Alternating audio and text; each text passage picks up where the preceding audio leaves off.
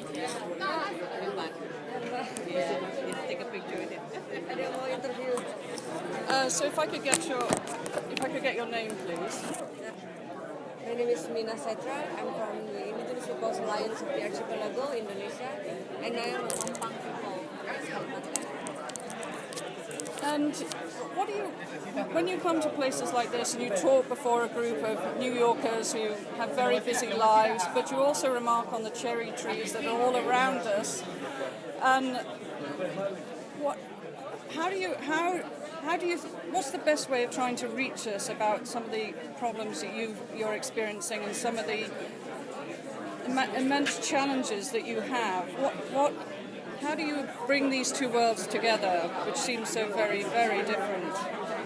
I think the thing is, the world is created to be balanced. What you have here, we don't have there. What we have there, you don't have here. But it's all connected. That's what we want to say to the people. If anyhow something happened in our territory, it will affect you guys here. That's why we need everyone to act together. And we have to walk the path together to solve the problem. Otherwise, the world will lose its balance and it will create more problem. And the thing is also, the contributions from what your society doing here by having more emissions and also with what happened in the ground in our place, it's all connected also. We are in one world. So we have to start talking about one thing altogether, not separated as we may be in different countries, but we are citizens of the world. That's what we have to get the people realize. We have to do something about it. And what about, you've got this Paris Agreement. Thank you. Have a safe trip home. So you've got this Paris Agreement, but there are problems with it. It doesn't recognise the indigenous people's rights in a concise way. There's a lot missing from the agreement. On top of that, you have conservation groups who are making deals with corporations to work on land deals for sustainable farming.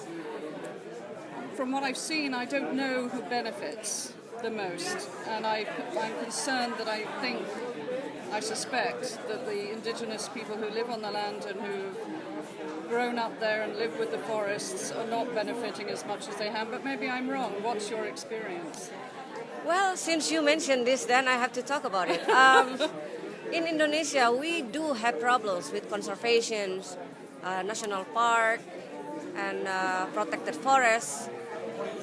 In 2015, we have 11 indigenous peoples leaders in jail, arrested, because they are protecting their territories and their community who live in the national park. No, actually, national park claim their territory as national park. Then because national park cannot give access to people, then they shut down the community. They attack the community, ask them to move away from this place. And they arrested some leaders.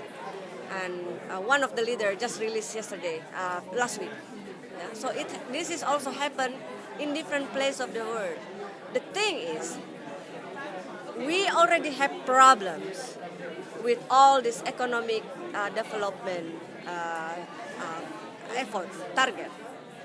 But in the effort to find solutions, we also create another problem. And the problem is always, at the end, goes to indigenous peoples who doesn't contribute much for the emissions, for the climate change. But they are the one who contribute a lot in protecting. But yet they are the one who always be the victim. So it's unfair. So this have to be changed.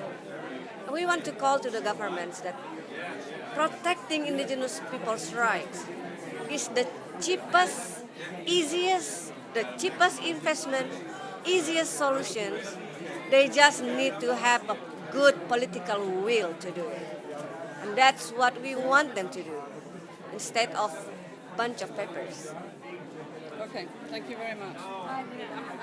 sorry, but this colleague has been waiting to ask a few questions for a while. Yeah. Sure. If they ask the same question.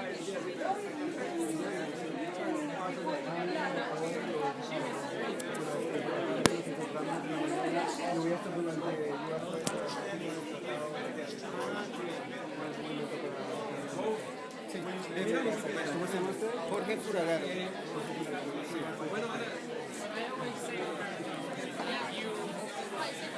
You say it and you walk away.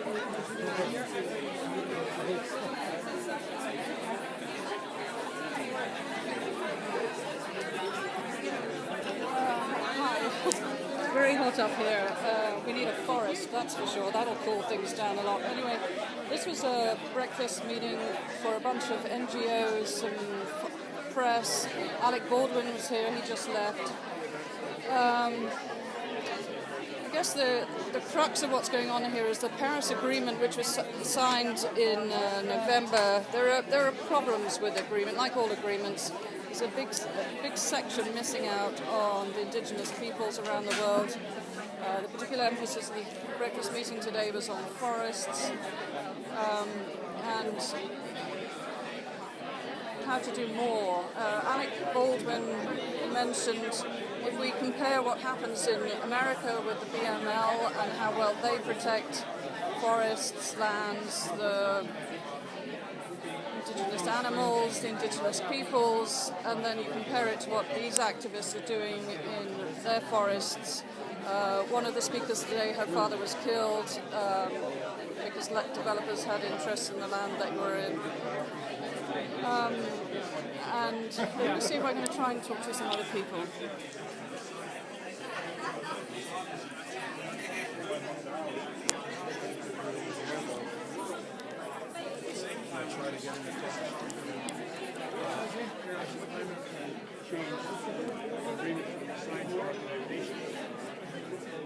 The most historic thing about it is finally, after 29 years, most members in the family agreed finally to such a thing called human dimension. At the same time, only one nation state in the entire world has agreed to cut back current carbon emissions. That's Bolivia. Of course, but tomorrow, the indigenous people are signing an international treaty to protect and restore Mother Earth. That is truly the holistic approach that we need to stop runaway climate change. Just simply dealing with carbon emissions and not dealing with things like war. Like war. Like the abuse of